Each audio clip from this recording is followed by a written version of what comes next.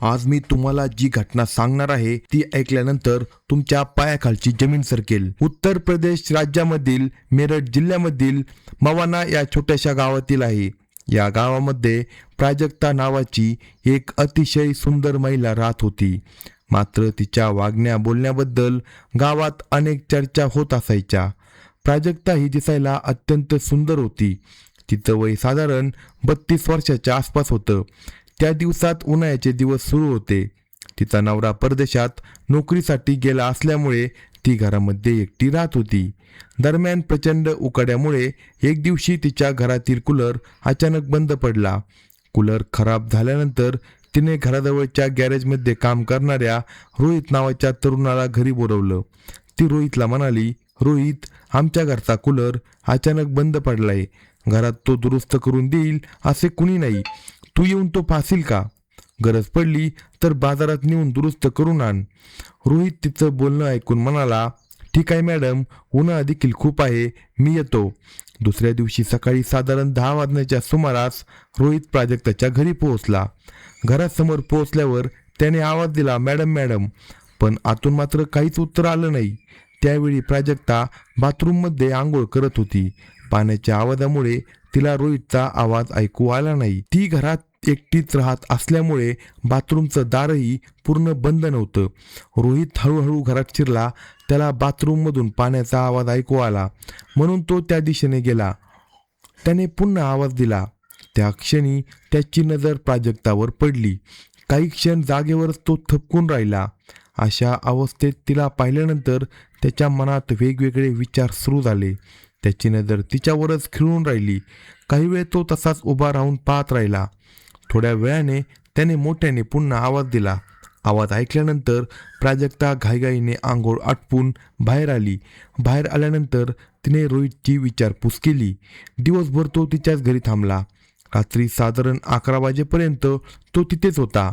मित्रांनो, पुढे त्या रात्री अशी एक घटना घडली, त्यामुळे प्राजक्ताचं आयुष्य पूर्णपणे बदलून गेलं।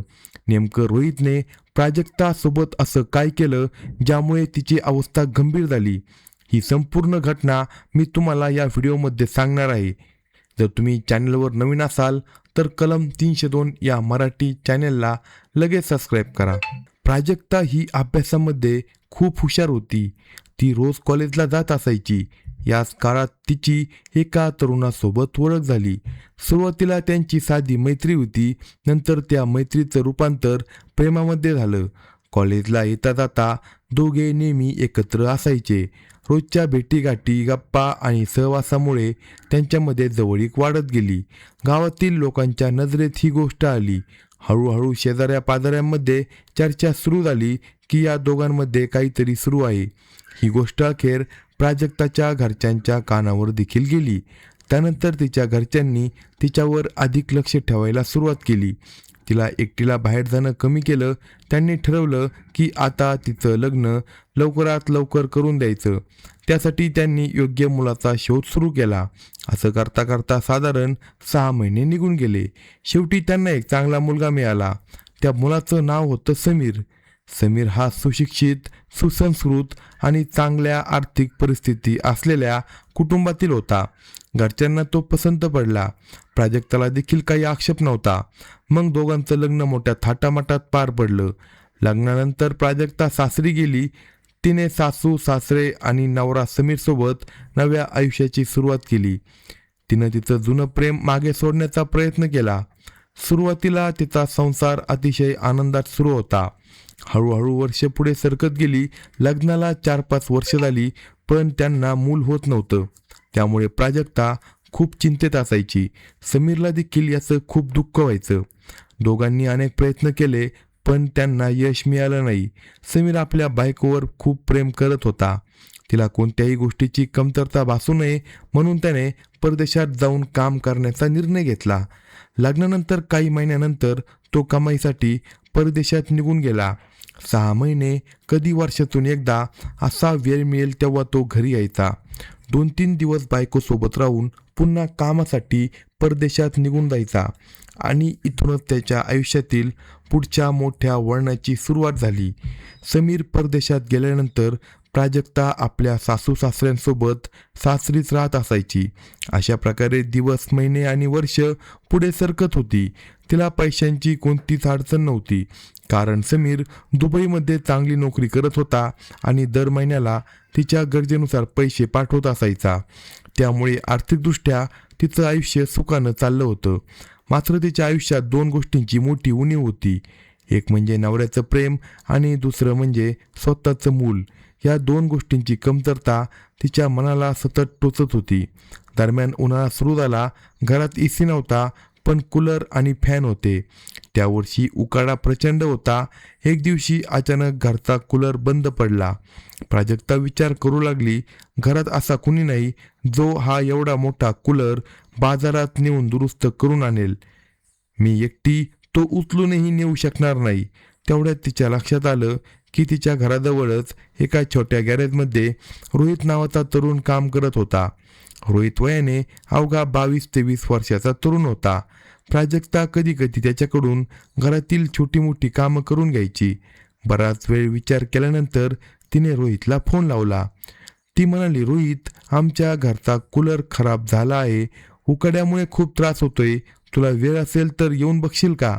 शक्य असेल तर इथेच दुरुस्त कर, नाहीतर बाजारातून दुरुस्त करून आण. रोहित म्हणाला, मॅडम, आत्ता माझ्याकडे अजिबात वेळ नाही. संध्याकाळीच मोकळा होईल. त्यानंतर तुमच्या घरी आलो तर उशीर होईल. कूलर दुरुस्त करताना रात्र होईल. प्राजक्ता म्हणाली, हरकत नाही, संध्याकाळी ये. गरज पडली तर आजची रात्र इथेच थांब आणि सकाळी बाजारात नेऊन दुरुस्त करून आण. मला फक्त हा कूलर चालू हवा आहे. प्राजक्ता इतक्या आग्रहाने बोलत असल्यामुळे रोहितने होकार दिला. तो म्हणाला, ठीक आहे मॅडम, माझं काम संपलं की मी संध्याकाळी तुमच्या घरी येतो. रोहितला तिच्या घराचा रस्ता आधीपासूनच माहीत होता, कारण तो याआधी 2-3 वेळा तिच्या घरी गेला होता. पण या मदतीमागे त्याच्या मनात वेगळाच विचार सुरू होता. प्राजक्ता अत्यंत सुंदर होती. गॅरेज समोरून ती रोज बाजारात ये-जा करताना रोहित तिला पाहायचा. हळूहळू त्याच्या मनात तिच्याबद्दल आकर्षण निर्माण झालं होतं. त्याने तिच्याशी मैत्री देखील केली होती. वयाच्या 22-23 वर्षात त्याच्या मनात अनेक चुकीचे विचार यायचे. त्याला वाटायचं, कधी ना कधी मला तिच्यासोबत एकट्याने वेळ घालवण्याची संधी मिळेल. आणि आता ती संधी स्वतःहून त्याच्याकडे चालत आली होती. रोहितच्या आयुष्यात याआधी देखील काही चुकीचे अनुभव आले होते. त्यामुळे त्याची नजर सुरुवातीपासूनच प्राजक्तावर होती. प्राजक्ताने स्वतःला फोन करून घरी बोलवल्यामुळे त्याने क्षणाचाही विलंब केला नाही. मात्र तिने त्याला संध्याकाळी यायला सांगितलं असलं तरी रोहितला इतक्या वेळ थांबवलं नव्हतं. दुसऱ्या दिवशी तो सकाळी तिच्या घरी पोहोचला. मुख्य गेट अर्धवट उघडं होतं. तो हळूहळू आत गेला आणि मोठ्याने हाक मारू लागला, मॅडम, मॅडम. पण घरातून काहीच उत्तर आलं नाही. तेवढ्यात त्याला बाथरूममधून पाण्याचा आवाज ऐकू आला. रोहितच्या मनात आधीपासूनच वेगळे विचार सुरू असल्याने तो नकळत त्या दिशेने चालू लागला. प्राजक्ता घरात एकटी राहत असल्यामुळे ती बाथरूमचं दार अनेकदा पूर्ण बंद करत नसायची. त्या दिवशी देखील दार किंचित उघडं होतं. रोहित त्या दिशेने गेला. त्याने पुन्हा आवाज दिला. या क्षणी त्याची नजर अशा दृश्यावर पडली ज्याची त्याने कधी कल्पना देखील केली नव्हती. ते दृश्य पाहून तो काही क्षण स्तब्ध झाला. त्याचे मन आणि डोकं दोन्ही अस्वस्थ झालं. तो नेमका कूलर दुरुस्त करण्यासाठी आला होता की आणखी कशासाठी, हे जणू त्याला विसरायचं झालं. काही क्षणाने त्याने मोठ्याने पुन्हा आवाज दिला. आवाज ऐकताच प्राजक्ता घाईघाईने तयार होऊन बाहेर आली. ती हसत म्हणाली, अरे, तू तर संध्याकाळी येणार होता, इतक्या लवकर कसा आला? असे म्हणत तिने त्याला घरात बसायला सांगितलं. दोघे समोरासमोर बसले. प्राजक्ता त्याच्यासाठी पाणी घेऊन आली. त्यानंतर ती म्हणाली, काही खाणार का? मी लगेच काहीतरी करून आणते. रोहितचं मात्र त्या कोणत्याच गोष्टीकडे लक्ष नव्हतं. त्याच्या डोळ्यासमोर काही वेळापूर्वीचं दृश्य सतत फिरत होतं. त्याच्या मनातून ते काही केलं जात नव्हतं. रोहितच्या डोळ्यासमोर काही वेळापूर्वी घडलेला प्रसंग वारंवार येत होता. प्राजक्ता मात्र त्याच्या मनात काय सुरू आहे याबद्दल पूर्णपणे अनभिज्ञ होती. तिला वाटत होतं की रोहित फक्त कूलर दुरुस्त करण्यासाठी आला आहे. ती स्वयंपाकघरात जाऊन त्याच्यासाठी काही खाण्यापिण्याची तयारी करू लागली. रोहित काही वेळ शांत बसला, पण त्याच्या मनातील अस्वस्थता आणखी वाढत होती. काही क्षणांनी तो उठला आणि किचनच्या दिशेने गेला. प्राजक्ता किचनमध्ये स्वयंपाक करण्यात व्यस्त होती. कुणीतरी मागून आल्याची चाहूल लागताच ती वळाली. तिच्या समोर रोहित उभा होता. त्याच्या चेहऱ्यावरचे भाव पाहून प्राजक्ताला काहीतरी वेगळं जाणवलं. ती शांतपणे म्हणाली, रोहित, काय झालंय? तू इतका शांत का आहेस? काही क्षण तो काही बोलला नाही. नंतर तो म्हणाला, माझ्या मनात खूप गोंधळ सुरू आहे. मी स्वतःला समजावण्याचा प्रयत्न करतोय. प्राजक्ताला आता त्याच्या बोलण्याचा अर्थ समजला. ती गंभीर आवाजात म्हणाली, रोहित, लक्षात ठेव, आपल्यात फक्त मैत्रीचं नातं आहे. त्या पलीकडे काहीच नाही. तू अजून लहान आहे आणि मी तुझ्यापेक्षा वयाने मोठी आहे. त्यामुळे मनात चुकीचे विचार आणू नको. रोहित काही क्षण शांत राहिला. त्यालाही समजत होतं की तो चुकीच्या दिशेने विचार करत आहे. त्याने स्वतःला सावरलं आणि पुन्हा कूलर तपासण्यासाठी गेला. कूलर उघडून पाहिल्यानंतर त्याच्या लक्षात आलं की फार मोठा बिघाड नव्हता. एक वायर लूज झाली होती. ती जागच्या जागी दुरुस्त करणं शक्य होतं. पण त्याच्या मनात दुसराच विचार सुरू होता. तो प्राजक्ताला म्हणाला, मॅडम, हा कूलर बाजारात नेऊन दाखवावा लागेल. इथे नेमका काय फॉल्ट आहे ते समजणार नाही. प्राजक्ता म्हणाली, ठीक आहे, मग आपण दोघे मिळून बाजारात जाऊ. दोघांनी मिळून तो कूलर बाजारात नेला. दुरुस्ती करणाऱ्या फिटरने कूलर तपासला आणि काही मिनिटातच म्हणाला, यात काही मोठा बिघाड नाही, फक्त एक वायर निघाली आहे. काही वेळानंतर कूलर दुरुस्त झाला. रोहित म्हणाला, तोपर्यंत तुम्हाला घरासाठी काही सामान घ्यायचं असेल तर घेऊन या. प्राजक्ता बाजारात जाऊन घरातील आवश्यक वस्तू खरेदी करू लागली. खरेदी झाल्यानंतर ती म्हणाली, मला जवळच्या डॉक्टरांना भेटायचं आहे. क्लिनिक इथून जवळ आहे, मी लगेच येते. रोहित म्हणाला, मी देखील तुमच्यासोबत येतो. दोघे क्लिनिकपर्यंत गेले. प्राजक्ता डॉक्टरांना भेटण्यासाठी आत गेली. रोहित बाहेर थांबला. थोड्याच वेळात प्राजक्ता बाहेर आली आणि दोघे पुन्हा घरी परतले. घरी पोहोचेपर्यंत संध्याकाळचे 7:30 वाजले होते. प्राजक्ता म्हणाली, आज माझ्यामुळे तुझा पूर्ण दिवस गेला. कूलर देखील दुरुस्त झाला, बाजारातील सामान देखील आणलं. आता इतक्या उशिरा घरी गेला तर तुला पुन्हा त्रास होईल. ती म्हणाली, आजची रात्र तू इथेच थांब आणि संध्याकाळी गॅरेजवर निघून जा. रोहितला जणू हाच क्षण हवा होता. तो लगेच तयार झाला. रात्री दोघांनी एकत्र जेवण केलं. जेवणानंतर प्राजक्ता तिच्या खोलीमध्ये विश्रांतीसाठी गेली, तर रोहितला हॉलमध्ये झोपण्याची व्यवस्था करून देण्यात आली. मात्र रोहितला झोप लागत नव्हती. दिवसभर घडलेल्या घटना त्याच्या मनातून जात नव्हत्या. दुसरीकडे प्राजक्ता देखील विचारात पडली होती. तिला जाणवत होतं की रोहितच्या वागण्यात काहीसा बदल झाला आहे. तरीही तिने त्याकडे फारसं लक्ष दिलं नाही.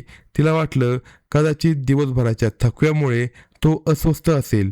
पण त्या रात्री त्यांच्या आयुष्यात एक असा निर्णय घेतला जाणार होता जो पुढे तिघांच्याही आयुष्याला कायमचं बदलून टाकणार होता. रात्र आणखी गडद होत चालली होती.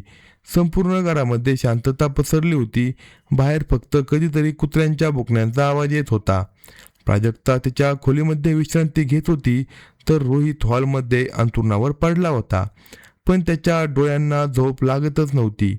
दिवसभर घडलेल्या प्रत्येक गोष्टीचा तो सतत विचार करत होता. सकाळपासून संध्याकाळपर्यंत घडलेल्या घटना त्याच्या मनातून काही केल्या जात नव्हत्या. काही वेळाने तो उठून घरात फेरफटका मारू लागला. प्राजक्ताला देखील झोप लागत नव्हती. नवरा परदेशात असल्यामुळे ती अनेक वर्षांपासून एकटेपणाचं आयुष्य जगत होती. घरात सर्व सुखसोयी होत्या, पैशांची कमतरता नव्हती, पण मन मोकळं करून बोलायला कुणी नव्हतं. याच एकटेपणामुळे तिच्या मनातही अनेक विचार सुरू होते. थोड्या वेळाने ती पाणी पिण्यासाठी खोलीबाहेर आली. रोहित देखील त्याच वेळी जागा होता. दोघांची नजरानजर झाली. काही क्षण दोघेही शांत उभे राहिले. प्राजक्ता हलक्या आवाजात म्हणाली, अजून झोपला नाही का? रोहित म्हणाला, नाही, मला झोपच येत नाही. ती म्हणाली, का? काही काळजी आहे का तुला? रोहित काही क्षण शांत राहिला. मग तो म्हणाला, आज दिवसभर माझ्या मनात खूप गोंधळ सुरू आहे. प्राजक्ताला त्याच्या बोलण्याचा अर्थ आता समजू लागला. ती गंभीर स्वरात म्हणाली, रोहित, काही गोष्टी मनातच ठेवलेल्या चांगल्या. प्रत्येक भावना व्यक्त करणं योग्य नसतं. रोहित तिच्याकडे पाहत म्हणाला, मी प्रयत्न करतोय स्वतःला समजावण्याचा. प्राजक्ता उत्तरली, स्वतःवर नियंत्रण ठेवणं हेच माणसाचं खरं सामर्थ्य असतं. चुकीच्या निर्णयाचा परिणाम अनेक आयुष्यांवर होऊ शकतो. हे ऐकल्यानंतर रोहित पुन्हा आपल्या जागेवर जाऊन बसला. त्या रात्री आणखी काही घडलं नाही. सकाळी उठल्यानंतर त्याने कूलर योग्य ठिकाणी लावून दिला. प्राजक्ताने त्याचं आभार मानलं. रोहित गॅरेजमध्ये परतला. मात्र त्या दिवसानंतर दोघांमधील फोनवरील संवाद वाढू लागला. सुरुवातीला घरातील कामं, बाजारातील वस्तू किंवा सामान्य गप्पा इतपतच बोलणं होत असायचं. पण हळूहळू त्या गप्पांचा वेळ वाढत गेला. दिवसातून अनेक वेळा फोन होऊ लागले.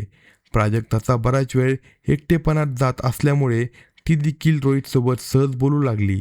रोहितला तिची आता सवयच लागली होती, तर प्राजक्ताला त्याच्या सहवासाची सवय होऊन जाऊ लागली. गावात मात्र हळूहळू कुजबूज सुरू झाली. लोकांना दोघांमध्ये वाढत असलेली जवळीक जाणू लागली. दुसरीकडे समीर परदेशातून नियमित फोन करत होता, पण त्याच्या लक्षात एक गोष्ट येऊ लागली. पूर्वीसारखा उत्साह आता प्राजक्ताच्या आवाजात नव्हता. ती आधीसारखी तासन तास बोलत नसायची. अनेकदा ती घाईघाईत फोन कट करायची. समीरला आता हे सगळं खटकू लागलं. त्याच्या मनात संशयाचं पहिलं बीज रुजलं. काही दिवस तो स्वतःला समजावत राहिला, कदाचित मी उगाचच जास्त विचार करतोय. पण दिवसेंदिवस प्राजक्ताचं बदललेलं वागणं अधिक स्पष्ट दिसू लागलं. शेवटी त्याने अचानक सुट्टी घेऊन भारतात परतण्याचा निर्णय घेतला. घरी पोहोचल्यानंतर प्राजक्तानं त्याचं स्वागत तर केलं, पण तिच्या चेहऱ्यावर पूर्वीसारखा आनंद दिसत नव्हता. समीरला हे लगेच जाणवलं. त्याने काही दिवस शांतपणे निरीक्षण करण्याचं ठरवलं, कारण त्याला कोणताही निर्णय घेण्यापूर्वी सत्य स्वतःच्या डोळ्यांनी पाहायचं होतं. आणि त्याच निर्णयामुळे पुढे अशी घटना घडणार होती ज्यामुळे संपूर्ण गाव हादरून जाणार होतं. समीर भारतात परत आल्यानंतर सुरुवातीचे काही दिवस अगदी शांतपणे वागत होता. त्याने प्राजक्ताला कोणताही संशय येऊ दिला नाही. उलट तिच्यासोबत वेळ घालवण्याचा त्याने प्रयत्न केला. एक दिवशी तो प्राजक्ताला म्हणाला, प्राजक्ता, खूप दिवसांनी घरी आलो आहे.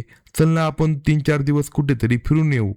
इतके दिवस आपण एकमेकांसोबत नीट वेळही घालवला नाही. पण प्राजक्ताचं मन आता तसं राहिलं नव्हतं.